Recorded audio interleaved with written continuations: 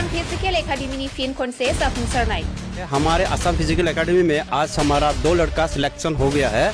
गसाइगाव महकुमानि सिङाव थानाय आमलाइगुरि गामिनि आसाम फिजिकल एकाडेमियाव सोलोंथाइ लानाय सानै लाइमोनफोरा फिन खनसेबाव साख्रिनि थाखाय TAR नियाव सायख'जाबाय।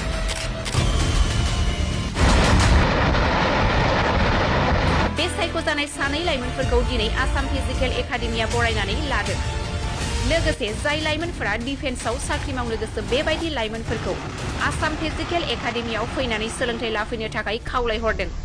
आसाम फिजिकल एकाडेमिनि सामलायगिरि बिथांमोना बे एकाडेमिनि सोमोन्दै आबुङै मिथिनो थाखाय नोंथांमोना 600017696066 आरो 9685494924 जामबुं नम्बराव कल खालामनानै जगाजग खालामनो प्रोग्राम ये है हमारे आसाम फिजिकल एकेडमी में आज हमारा 2 लड़का सिलेक्शन हो गया है, फाइनल सिलेक्शंस, वो भी टी आर्मी में। उनका सब कुछ रेडी है, कॉलिंग लेटर भी आ चुका है और 20 मार्च तक ये लोग ज्वाइनिंग कर लेगा। कितना लोग अभी नौकरी में सिलेक्शन हो गया? अभी तक हमारे आसाम फिजिकल एकेडमी की तरफ से यहाँ से अभी तक 3 और 5 हो गए। 5 हो गया ऑलरेडी क्लियर, बाकी 3 तो ऐसे भी ट्रेनिंग पे पहुँच गया है, अभी 2 जा रहा है। आसाम फिजिकल एकेडमी में कितना स्टूडेंट है अभी? स्टूडेंट अभी हमारे पास 30+ है फिलहाल।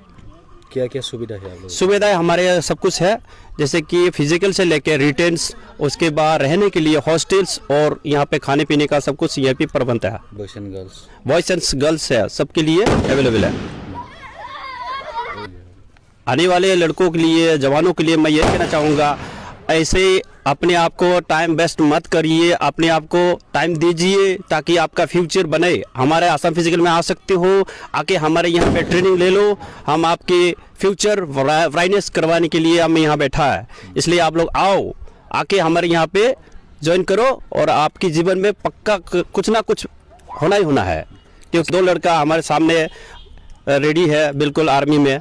इसलिए मैं भी यही चाहूँगा लड़कों को आ जाओ और हमारे पास ट्रेनिंग ले लो और नौकरी ले लो। अभी तक कितना सिलेक्शन हुआ है आप लोगों का? अभी तक हमारे पास 5 लड़के सिलेक्ट हो चुका है।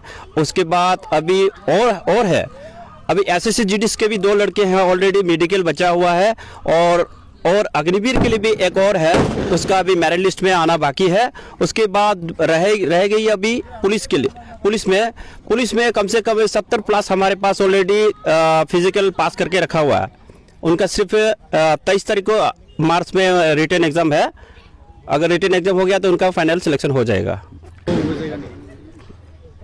ठीक है, हमारे ऑल असम का है। उसके बाद जैसे कि आप मान लो बिहार से भी आए हुए हैं और यूपी से भी कुछ लोग हैं, हर जगह के हैं मतलब। फर्स्ट अफ ऑल आं गोजोन फुंबिलि आसाम फिजिकल एकाडेमी बयनिख्रुइ जासिहरग्रोनाय थाबाय। दिनै जोंनि आसाम फिजिकल एकाडेमिया बिराद खुसिनि दिन बा बहुत इन्जय खालामगासिनो दं। दिनै जोंनिफ्राय सानै गथ' TARमियाव सेलेक्ट जाबाय। बे सेलेक्ट जानायाव जोंनि गथ'फ्रा दिनै बिराद खुसि। मथा-मथि 6 जनमोन, 6 जनाव दिनै सानैया सेलेक्ट जाबाय। बिना जयनिं लेटारबो अलरेडि फैखाबाय। 20 मार्चआवनो बिसोरनो जयनिं लेटार सफैनानै बिसोर ट्रेनिंआव थांसिगोन। दिनैसिम नोंथांमोननि एकाडेमिनिफ्राय साबेसे साख्रि मोननो? दाखालि रिसेन्टलि 3 सेलेक्शन जाना थांखाबाय। सासे CICFआव थांबाय, सासे BSF, सासे आग्नेवीर। मथा-मथि जोंनि खुलिजेननायनिफ्राय दिनै 7 सेलेक्ट जाबाय आरो बहुत गथ'फोर दा पास जाजोबना दं आसाम पुलिसाव। दा बिथांमोनाबो नै काट अफ लिस्ट फैगासिनो दं 12 तारिखआव। माखासेना ड्राइभार्सआव फैखाबाय। दा बिराद मोजांनि बाथ्रा।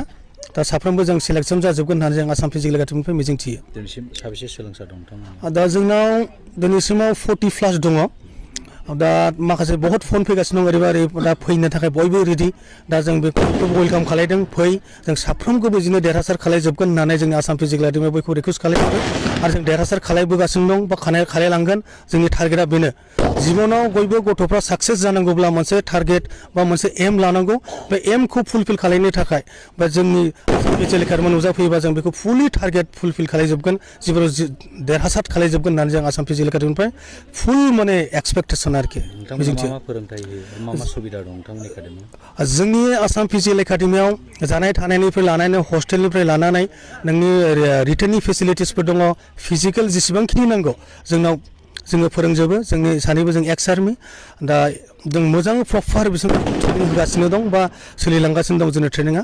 आपकामिं फैगोननि थाखायबो रेडि जागासिनो दं हिन्जाव हौवा गासिबो हिन्जाव हौवा गार्ल्स एन्ड बयस बयनिबो थाखायबो जों एभेलेबल फेसिलिटिस बबे जायगानि सोलोंसाफोर दं नोंथांमोना जोंनाव अल आसाम प्लास बायरानिबो दङ आरो मणिपुरनिफ्रायबो फैगासिनो दङ ओमफ्राय अरुणाचलनिबो दङ नागालेण्डनिबो दङ बिहारनिबो दङ रिसेन्टलि दा न'आव थांथ'बाय बिसोर फैगोन ओमफ्राय अल आसाम बयबो मोनफ्रोमबो स्टेटनिफ्राय माबानिफ्राय डिस्ट्रिक्टनिफ्राय दंफैयो जोंनाव अल आसाम गोसो गुदुं लाइमोनफोरखौ मा खावलायगोन आं गोसो गुदुं लाइमोनफोरखौ बेखौनो खावलायगोन बयबो गोसो गुदुं लाइमोनफ्रा जाहाथे जोंनि आसाम फिजिकेल एकाडेमियाव नुजाफैयो आरो नुजाफैनानै गावनि सिमांखौ फुलफिल खालामफैयो जाहाथे ओजा गावनि समखौ बरबाद खालायालासिनो जौ जुवाफ्राव गफबालासिनो जोंनाव जुदि नुजाफैयोब्ला जों बिथांमोनखौ मोजां लामा दिन्थिहरगोन फिउचाराव जों साक्सेस खालायगोन गावनि आथिङाव गसंथानो हानाय जोङो बिथांमोनखौ केपासिटि बानायना हरगोन बे जोंनि आसाम फिजिकेल एकाडेमि मिजिं